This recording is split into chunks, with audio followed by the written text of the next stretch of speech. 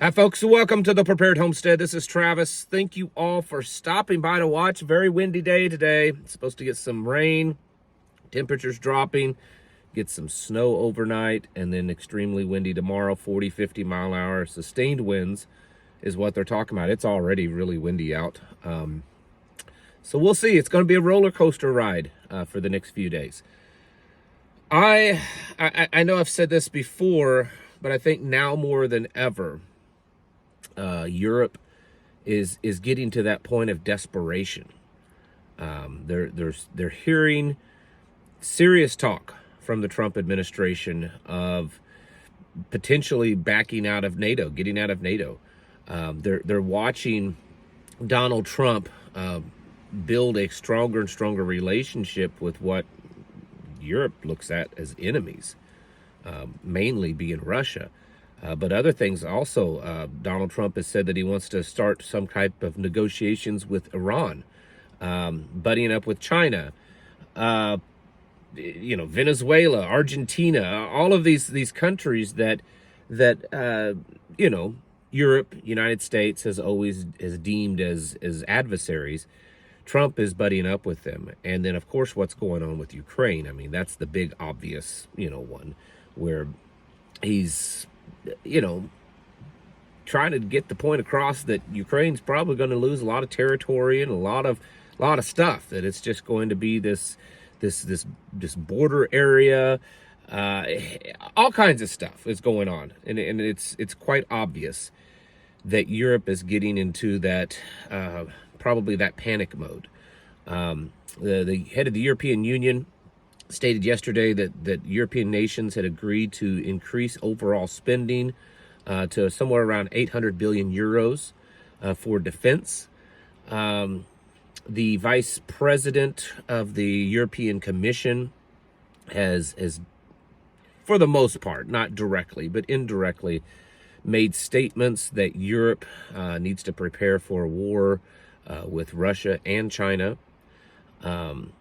We're watching several countries say that they're ready to start deploying troops into Ukraine, that they're ready to send aircraft into Ukraine, not like it has been before where they're giving Ukraine aircraft, but where they're manning their own aircraft in Ukraine. We're watching this happen. And I think that puts us in a dangerous position. If Europe, if NATO truly believes that the United States is going to try to back out of NATO, it's quite possible that they're going to try to do something, start a war beforehand. Because here's the thing, and I know this gets into the kind of that gray area of the law, how it would work, how it would look, but we are part of NATO due to a treaty. Most legal scholars will tell you that a president cannot break a treaty, that it has to go through Congress. That's how we got into the treaty. And so a president can't just up and end the treaty. Now, we'll see if that happens. He may attempt to just, he's done a lot of executive orders. The other day he did an executive order making English the national language of the United States. And everyone's looking at it as if it was a law, even though an executive order only means that the departments under his control should only use English as a national language. But English is not the national language of the United States just because the president issues an executive order, but yet everyone's acting like it is. So he may try by executive powers to remove us from NATO, and who knows, it may actually work. But I would guess that NATO is probably betting on the fact that the removal of the United States from NATO isn't going to happen quickly. Even if he announces it tonight, that's what he wants to do, it's probably not going to happen quickly. So who knows? They may try to get us, meaning us part of NATO, involved in some type of war. I think they're desperate. And I think desperation puts people into a dangerous position. And the talk of war, the talk of building up defenses, and I know we could go into all day long about how NATO is not capable of defending itself against Russia and especially China if it doesn't have the United States. They don't, they're not building the amount of weapons. They don't have the troops. They haven't fought wars in 3 or 4 decades or more. I get it. I get all that. That's kind of to me, that's beside the point right now. The point is that NATO feels very desperate. Europe feels like they are being abandoned by their big brother. They don't want to admit that, but that's exactly what it probably feels like. And there's a lot of, and I'm not opposed to necessarily leaving NATO. I think that we shouldn't be in NATO. I think that it's ridiculous that we pay for half of NATO and half of the troops and everything. And we're not the ones that's truly in any kind of danger from Russia or anything. So, I'm not opposed to those things, but we have to understand what reality is. And if in fact what the rumors are saying are true, the rumors online is that tonight that Donald Trump is going to announce the beginning process of removing us from NATO. I don't know if that's going to happen. I've not seen any hard evidence to indicate that that's true. There's just a lot of rumors flying around. But if that is the case, or if it's not tonight, if it's just in the near future, that he, makes that official, the possibilities of something happening to provocate a war, to get us involved into a war, to make Russia look like the really bad guy, to make Ukraine look like they're just the desperate, weak person that's being picked on by the big bully Russia.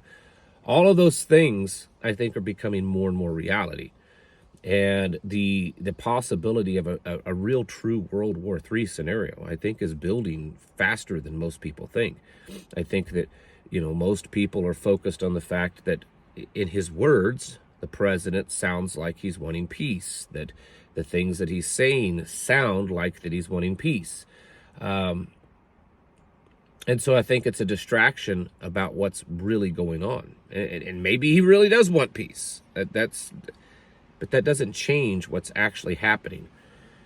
And the conflict between Russia and Ukraine has actually been increasing. The talk of war, the talk of sending additional troops, of sending weapons. The United Kingdom just announced that they're working on sending something like 5,000 missiles over to Ukraine. A lot is happening. And the possibility of the United States getting dragged into a war because we're isolating, and I'm not opposed to it, but still we're doing it, isolating Europe and putting them in what they believe is a more vulnerable position with Russia. Well, I think that anything could happen. And I think we need to be prepared for that. I don't think it's quite as all, rose-colored glasses and candy-coated as everyone thinks it is right now. And it's a dramatic shifting of alliances and powers that we're watching happen. This dramatic shift from basically being an ally of Europe no matter what to, using some brain cells and saying this is something that we shouldn't be involved in. Maybe we should, be friends more with Russia. I mean, there's talk already of opening up airspace between the two nations, allowing airplanes to fly back and forth, of dramatically reducing sanctions on Russia. Basically all the stuff that we've been doing over the last 3 years against Russia, cyber warfare type stuff, all of that seems to be being pulled back pretty rapidly. And it's going to make some dramatic changes. Europe obviously is still attached to Russia because that's where they get most of their resources, their fuel, their heating fuel, gasoline, oil, all that kind of stuff. But still, this shifting of alliances is definitely happening. And I think it's putting everything into just a dangerous position. Even if the status quo is a bad status quo, it's still, because it's been the status quo for so long, offers a certain level of stability. And even if what is changing is all for the good, it's a good idea, it's a good thing, it is it is going against the status quo. It is disrupting the status quo.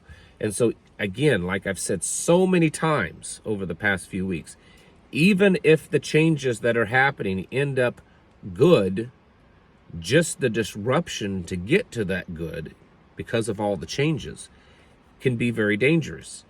And the possibility of attacks. I mean, I wouldn't even put it past the possibility of attacks here on our own homeland that would make it look like that it's some kind of, force that has connections with Russia. We've dumped a lot of weapons into Ukraine. And if we walk away from being an ally of Ukraine, which I wish we never were, now we have another situation like we've done so many times in the past, where we were an ally with one nation. We gave them lots of weapons, lots of technology, and then we broke that alliance, or they broke that alliance, and now they are considered adversaries, and now that weapons and technology is being used against us. I mean, look at Afghanistan, look at Iraq, the list goes on and on. And so that's another possible scenario that we would be looking at by backing out of this. Again, I'm not opposed to it. I just want to point out and get everyone ready for the possible outcome that may happen through this process. And I think World War III and even the possibility of small terrorist attacks here in the United States, I think are becoming increasingly possible. And we should prepare for that, because it seems like things are moving pretty rapidly right now. And at this point, it's possible that any day, not weeks and months and years down the road, but any day, something could dramatically change that could have very negative effects on a lot of us.